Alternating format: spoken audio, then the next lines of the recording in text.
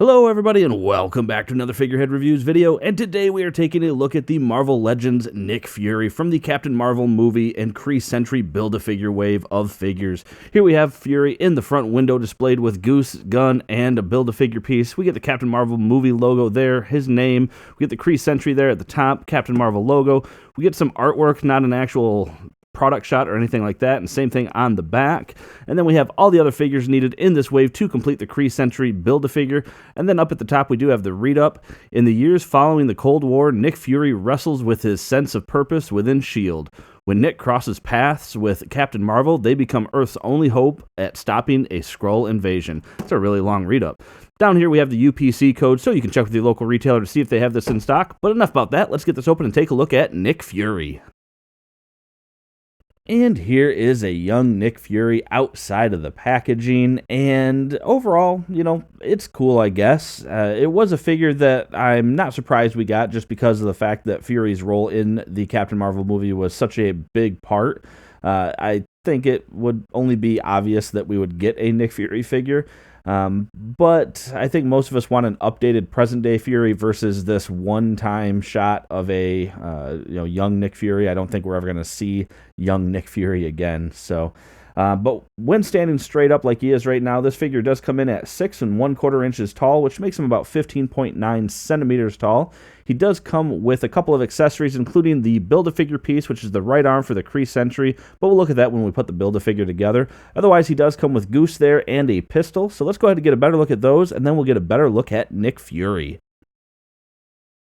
And looking first here at the pistol that we get with Nick Fury, we can see, I want to say it's the same gun that came with the Everett Ross 2-pack, and I think there's even another one that it came with, but we at least get a realistic looking pistol. We don't have some sci-fi pistol, and unfortunately my knowledge of weapons doesn't let me know what kind of gun this is, but as you can see, it does fit in his hand quite nicely, with the exception that his trigger finger doesn't exactly go into the trigger there due to the fact that the hole isn't quite big enough and the trigger itself is getting in the way, but still a good looking weapon.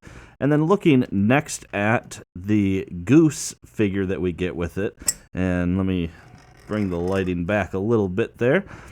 So it came out looking pretty decent. I mean, it's a cat, so can't say I have too many complaints about that. You get some actually really fine paint details on this, so actually the little red dots there, and then we can see the mask going around where they didn't actually sculpt the fur, knowing that it was going to have that going around it, so that's actually pretty cool looking. And let's see, do we even have like the little kitty jelly beans there? Yeah, we do. They even sculpted the little kitty jelly beans, so that's pretty cool. And then you can see you have the scruff of his neck here, which is molded perfectly to go ahead and go back into that trigger hand. And there we go. And then that way he can hold the cat up by the scruff of its neck. And it stays in there pretty good too, so that's pretty cool. So doing an extreme close-up here on Samuel L. Jackson's face, we can actually see a very well done head sculpt. Very much looks like a young Sam Jackson, so I like that a lot. The paint that they use on the eyes, the dots to build the whites of his eyes, have a little too much green in them, and even from a distance I can kind of see the green in the whites of his eyes, which isn't terrible, I suppose, but I would prefer that it wasn't there. You can see a little bit of a mishap with some of the paint aligning throughout, but that's not terrible. I can deal with that if need be. Now, going down the rest of the figure, I had originally said that this was another Coulson mold, but there's actually a lot of new differences. So this is actually a new tie. If we go back to the Everett Ross one, we can see that we get a buttoned-up collar and a tightened tie. With Fury here, we have a loosened collar and a loosened tie, which is pretty cool.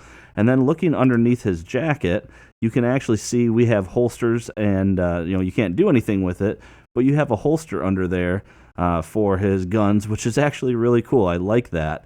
And of course, on the Ross, there are no holsters or anything like that under the jacket. The other subtle difference, so the shoulder appears to be the same. Actually, maybe not. The shoulders might be different as well. Yeah, I think the shoulders are different, and it looks like the upper arms are different. Down here, Man, it almost looks like the forearms might be, yeah, no, the forearms look like they might be the same. But looking at like the wrinkles, you have some different defined wrinkles on this, I feel like. Maybe just the Ross one came out different? I don't know. What do you think? Do they look the same or different? I think they look different. As a matter of fact, when I hold the upper bicep joint at the same level, you can see that the upper arm on the Fury one's a little bit longer. The hands are the same style, though, so you do have just the open hand and then the weapon hand. The belt and everything like that under there looks like it's the same, but I do like that we actually have a painted buckle, so that is pretty cool. And then going down the pants, yeah, down here, again, I feel like they're different down at the bottom. It looks like you have some more movement of the foot than you do on the Ross. Yeah, I feel like those are different too. So maybe we do have a slightly different look here than just a reused Coulson mold. So I like that. But yeah, looking up close at some of the details, the shoes came out good. Yeah, everything looks really good on it. I like it. Looking at the articulation, you have a head that can, of course, go all the way around. You get a little bit of rock out of it. It can look down that far and look up that far. You have arms that can come up, full T-pose. That's not bad. You get full rotation, bicep swivel, double jointed elbow. You do have rotation and hinge at the wrists.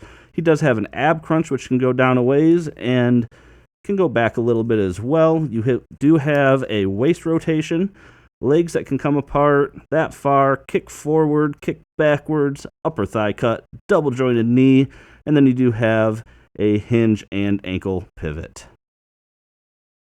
And finally, here is the entire MCU Captain Marvel wave, starting at the left with Nick Fury, then Jan Rog, the Star Force Target exclusive displayed here as Minerva.